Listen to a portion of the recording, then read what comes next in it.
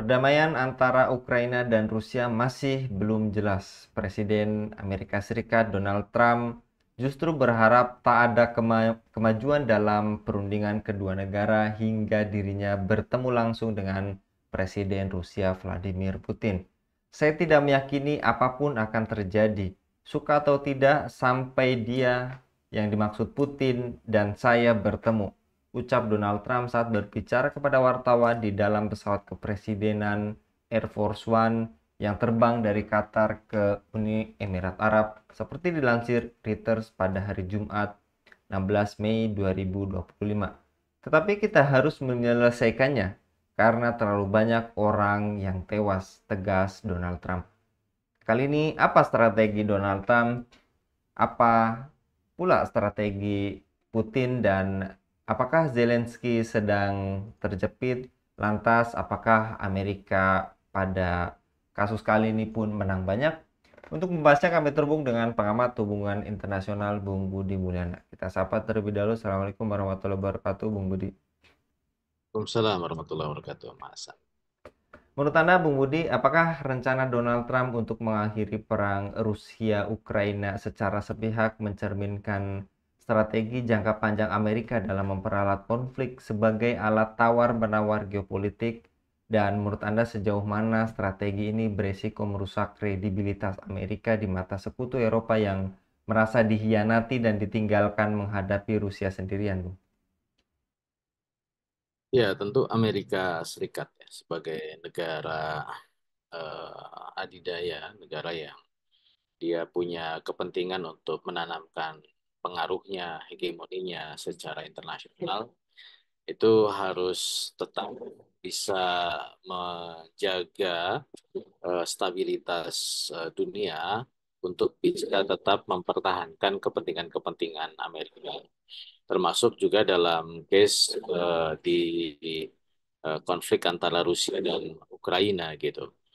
Eh, Perang yang berkepanjangan ini sudah eh, apa namanya lebih dari 2 tahun ya, dan apa istilahnya itu seolah-olah tidak menemui jalan akhir. eh, Tidak jelas siapa yang menang, siapa yang kalah. Ada penguasaan wilayah, tetapi juga masih ada perlawanan dari kedua belah pihak. Ini kan menimbulkan instabilitas kawasan, walaupun memang tidak terlalu signifikan ya, terutama di kawasan Eropa Timur atau di Kaukasus ya, Laut Hitam. Tetapi kalau memang tidak bisa diselesaikan, ya lambat laun ini menjadi semacam duri yang bisa mengganggu kepentingan Amerika di kawasan tersebut gitu. Makanya kemudian eh, kita juga melihat ada langkah-langkah yang dilakukan oleh Donald Trump.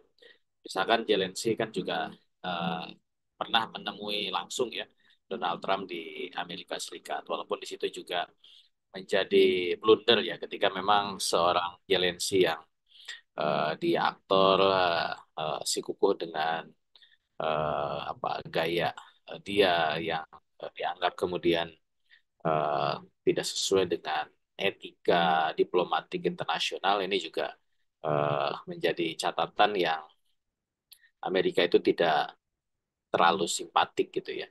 Terlebih juga kita tahu bagaimana relasi antara Donald Trump dengan Putin ya, eh, bahwa dibandingkan pada masa Joe Biden kemarin, Donald Trump ini kan relatif punya hubungan yang baik dengan Putin gitu. Bahkan dulu kan sempat diisukan kemenangan Trump di periode awal itu juga ada semacam misi apa istilahnya itu ya, misi intelijen Rusia lah. Walaupun itu memang tidak bisa dibuktikan secara clear gitu seperti itu.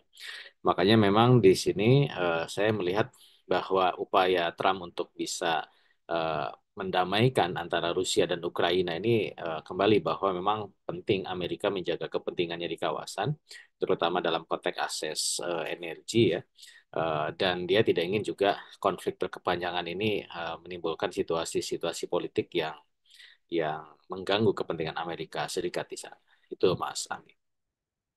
Lantas, bagaimana implikasi jangka panjang dari ancaman Donald Trump terhadap Rusia dan Eropa secara bersamaan dalam konteks tatanan internasional pasca Perang Dingin, khususnya ketika Amerika sendiri secara terbuka merelokasi prioritas strategisnya dari Atlantik ke Indo-Pasifik untuk menghadapi Tiongkok, Bung? Ya, betul bahwa memang ada pergeseran ya orientasi politik Amerika Serikat secara global eh, dari Eropa kemudian geser ke Timur Tengah, sekarang kemudian geser ke Indo-Pasifik karena memang ancaman masa depan Amerika Serikat itu adalah Cina. Sebagaimana juga yang sudah diliris oleh NIC ya, National Intelligence Council ketika mereka memprediksi apa yang akan dihadapi Amerika sampai 2040 gitu. Dan itu secara nyata dijalankan ya, bagaimana pergeseran pasukan misalkan dari Afghanistan ke Pasifik. Tetapi bahwa ada mitra tradisional Amerika di Eropa, ada NATO di sana, bukan berarti kemudian kawasan Eropa, termasuk juga kawasan Timur Tengah itu dilupakan oleh Amerika Serikat. Artinya ini hanya masalah skala prioritas gitu ya. Amerika tetap menanamkan kontrol keamanan secara global di seluruh penjuru dunia gitu ya. NATO tetap berjalan, kemudian juga CENTCOM tetap berjalan di kawasan Timur Tengah dan ya tentu US PACOM di Pasifik itu diperkuat gitu.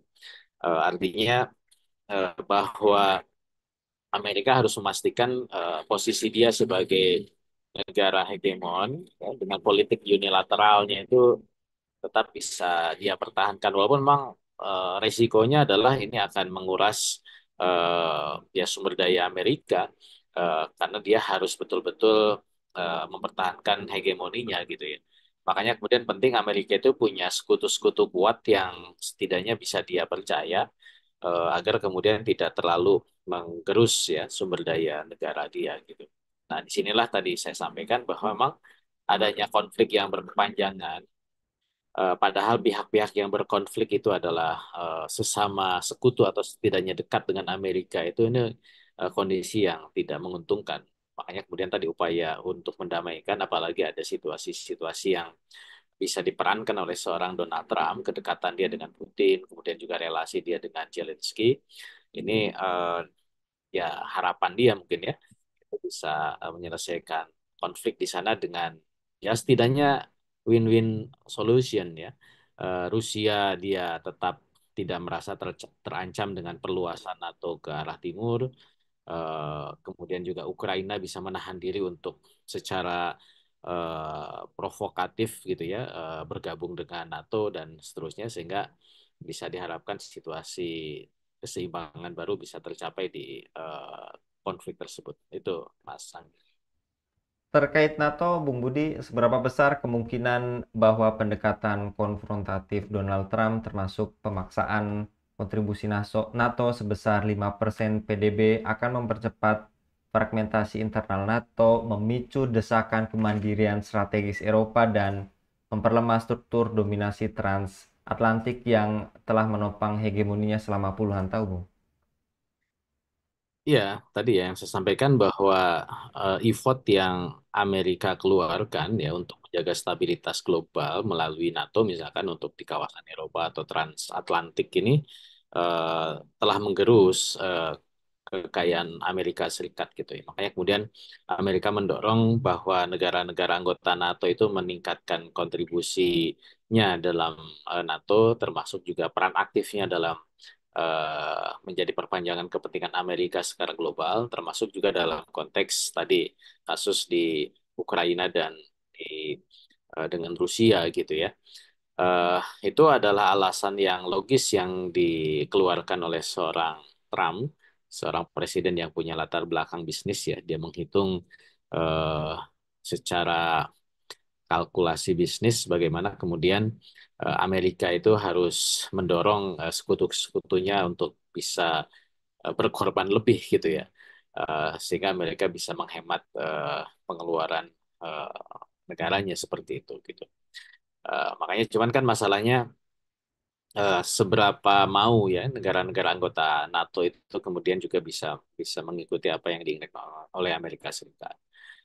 Terlebih mereka juga memandang bahwa mungkin ke depan ini konflik yang NATO itu harus terlibat itu juga tidak signifikan sebagaimana dulu awal mula NATO dibuat gitu ya. Ketika ada isu atau pada masa Perang Dingin ada isu penyebaran komunisme yang kemudian juga itu menjadi ancaman ideologi kapitalisme yang memang diusung oleh Amerika Serikat dan sekutunya itu sudah mengalami pergeseran-pergeseran pasca Perang Dingin gitu ya. Makanya dulu juga kan awal ketika Uni Soviet bubar itu kan eksistensi NATO itu kan sempat mengalami disorientasi gitu ya. Karena Pakta Warsawa sudah bubar, apa relevansi kehadiran NATO dipertahankan. Cuman kan faktanya sampai sekarang NATO itu tetap ada dan mereka kemudian diminta untuk melakukan peran-peran lain gitu ya, dinimbang peran-peran yang sebelumnya dilakukan pada masa Perang Dingin. Dan selalu karena ini adalah pasti eh, membutuhkan effort, eh, pasti harus kemudian ada kontribusi untuk kemudian memenuhi kepentingan-kepentingan Amerika Serikat dan juga anggota NATO yang lain gitu. Itu Mas Andi. Lantas, pendekatan Donald Trump yang oportunistik dan transaksional terhadap Rusia serta Ukraina, apakah menunjukkan Amerika sendiri tidak lagi percaya pada multilateralisme dan lembaga internasional, bahkan justru sedang menciptakan arsitektur global baru yang berbasis hegemoni unilateral yang brutal dan tidak berkelanjutan, Bu? Ya, faktanya bahwa sekarang Amerika membangun unilateralism. Dia tidak punya pesaing yang sepadan gitu ya. Makanya dia menjadi negara hegemon. Tetapi keberadaan organisasi internasional lain, ya, keberadaan sekutu-sekutu Amerika yang dianggap juga mungkin setara gitu ya, sehingga dianggap sebagai pola relasi multilateralisme ini tetap hmm, bisa kemudian dipertahankan selama memang sejalan dengan kepentingan Amerika Serikat gitu. Makanya Amerika kan tadi saya sampaikan tidak serta-merta membubarkan NATO, tidak serta-merta kemudian merekonstruksi pola relasi dengan organisasi-organisasi internasional yang ada, tetapi yang penting bagi Amerika Serikat adalah bagaimana organisasi-organisasi internasional, termasuk juga negara-negara yang secara posisi mereka eh, tidak sepadan dengan Amerika, tetapi mereka punya potensi menjadi pesaing ya, atau negara-negara independen, negara-negara mantan adidaya itu kemudian bisa eh, sejalan dengan kepentingan-kepentingan Amerika secara global gitu. Jadi polanya tetap bahwa Amerika mendorong kalau dalam bahasa NIC itu terwujudnya Pax Americana ya. Jadi sistem global itu dikendalikan oleh Amerika, tetapi keberadaan organisasi-organisasi internasional atau negara-negara eh, yang ada, walaupun mungkin level persekutuannya tidak selalu kuat dengan Amerika, itu tetap dipelihara selama kemudian sejalan dengan kepentingan Amerika di level global. Itu, Mas.